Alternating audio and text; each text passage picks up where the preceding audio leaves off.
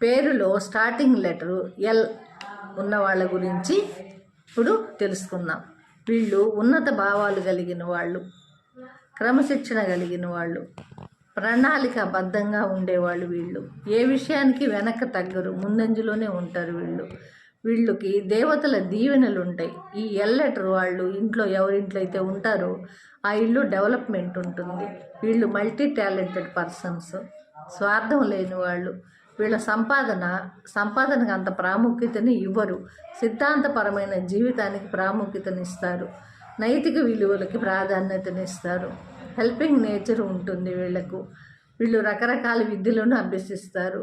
క్రమశిక్షణ గలవాళ్ళు. వీళ్ళు అధ్యాపకులుగా, లెక్చరర్లుగా ఉంటే మంచిది. వీళ్ళు ప్రతి గురువారం రోజు శివాలయం వెళ్ళి పూజలు, ఆరాధన,